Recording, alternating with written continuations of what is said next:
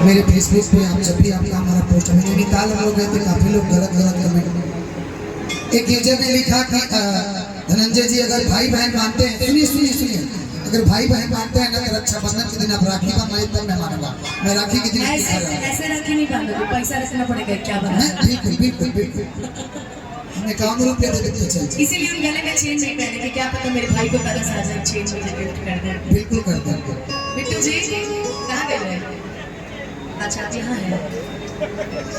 मैं आपके साथ एक भजन गाना चाहती हूँ। अच्छा जूता उतार लिया। देखो भजन है ना, हे गणेश के पापा,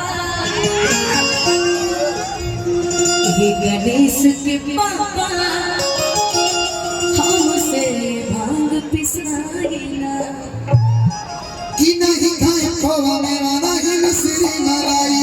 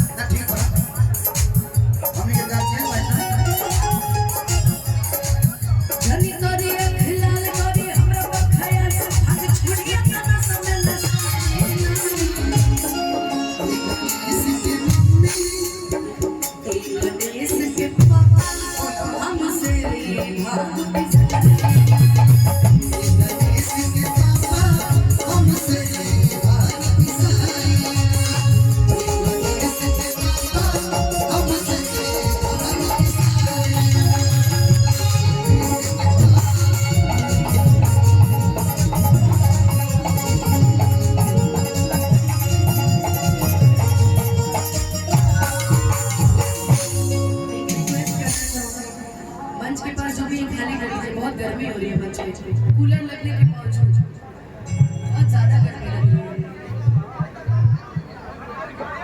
नहीं बैठना हो तो बैठ जाइए मगर खड़े मत रहिए। ये तो मेरे हाथ में है, एक ये है।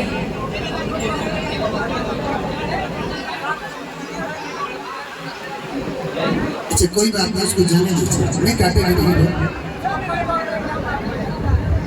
कौन मेरे ये साथ भी जीत गया।